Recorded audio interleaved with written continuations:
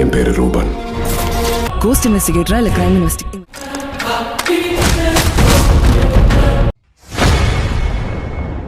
வணக்கம் நண்பர்களே, நாம் இன்றைக்கி என்ன பார்க்க போகிறோம்னா, இயக்குனர் ஈரம் படத்தை இயக்கிய அறிவழகனை இயக்கிய சப்தம் இந்த படத்தை தான் பார்க்க போகிறோம். இந்த படத்தில் ஆதி முக்கியமான கதாபாத்திரத்தில் நடிகர் வேஷத்தில் நடிச்சிருக்கிறாரு. இது வரைக்கும் ஆதி ஹாரர் படம்னாலே ஒரு டிஃப்ரெண்ட்டாக நடிப்பார். இந்த சப்தம் படம் எப்படி இருக்குது அப்படின்னு தான் நம்ம இன்றைக்கி பார்க்க போகிறோம். அதுக்கு முன்னாடி நீங்கள் நம்ம சேனலில் போச்சுன்னா மறக்காமல் நம்ம சேனலில் சப்ஸ்கிரைப் பண்ணுங்கள், லைக் பண்ணுங்கள், ஷேர் பண்ணுங்கள். வாங்க இந்த படத்தோட விமர்சனத்துக்குள்ளே போகலாம்.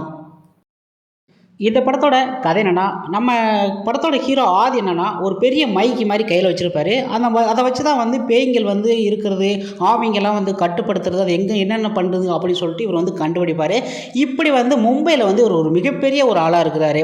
இப்படி இருக்கையில் மூணாரில் ஒரு விடுதி இருக்குது. அந்த விடுதியில் ரெண்டு பெண்ணுங்க மர்மமான முறையில் இறந்துடுறாங்க.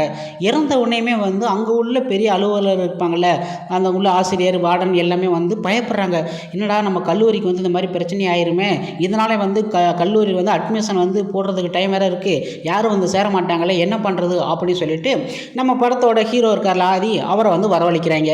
அவர் அங்கே வர்றாரு. அங்கே வந்தவொடனையும் நம்ம படத்தோட ஹீரோயினியும் அங்கேயே இருக்கிறாங்க. அவங்க பேய் மேலே நம்பிக்கையே கிடையாது, பேய் ஒன்றும் கிடையாது, அதுவும் கிடையாது அப்படின்னு சொல்லிட்டு அவங்க இது பண்ணுவாங்க. அவங்கள தான் இவர் சப்போர்ட்டாக அனுப்பியிருப்பாங்க. இந்த கட்டத்தில் இவர் அங்கே போய் டெஸ்ட் பண்ணி அந்த மைக்கெல்லாம் ஆன் பண்ணிவிட்டு அங்கே உள்ள சத்தம்லாம் பார்த்தோன்னா எஃபெக்ட்லேயே வேறு லெவலில் பயங்கரமாக இருக்கும். அங்கே பேய் மற்ற படங்கள்லாம் பேய் காமிப்பாங்க, ஆனால் இந்த படத்தில் பேய் அந்தளவுக்கு காமிக்க மாட்டாங்க. அதோட சத்தம் மட்டும் பயங்கரமாக அப்படியே அங்கிட்டு கேட்கும், இங்கிட்டு கேட்கும், அங்கே இங்கே ஒளிப்பதிவுலாம் அந்தளவுக்கு ஹாரர் படமாக பயங்கரமாக விட்டுருக்குறாங்க. இப்படி இருக்கிற லட்சுமி அண்ணன் என்ன பண்ணுவாங்கன்னா, பேய் தான் இல்லையா அப்படின்னு நினைக்கல, ஒரு கட்டத்தில் இந்த மாதிரி பேய் இருக்கிறது அப்படின்னு சொல்லிட்டு அவங்களுக்கே உணர்ந்துக்குருவாங்க.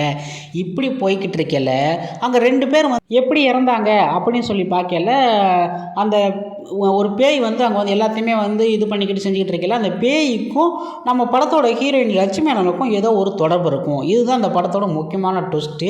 இந்த படத்தோட கதைன்னு சொல்லப்போனால் வேறு ஒன்றுமே இல்லை. இந்த பேய்கள்லாம் ஏன் இந்த ரெண்டு பொண்ணுங்க எப்படி இறந்தாங்க, அதை ஆதி கண்டுபிடிச்சாரா, பின்னாடி என்ன நடந்துச்சு அப்படிங்கிறத ஆரம்பிச்சிருக்காங்க. அது மட்டும் இல்லாமல் இதில் செகண்ட் இடைவெளிக்கு பிறகு சிம்ரன் வர்றாங்க.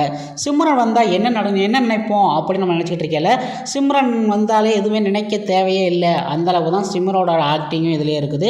லைலாவும் இது ஒரு கட்டத்தில் வர்றாங்க. அவங்களும் எதுக்கு வர்றாங்க, ஏன் வராங்கன்னு தெரியல. ரெடின்ஸ் கிங்ஸ்லி அவரோட நடிப்பு ஒரு டிஃப்ரெண்ட்டாக தான் ஒரு இதாக தான் கொடுத்துருக்குறாங்க. அப்புறம் எம்எஸ் பாஸ்கர் நடிச்சிருக்காருங்க. அவர் ஒரு கட்டத்தில் வராரு.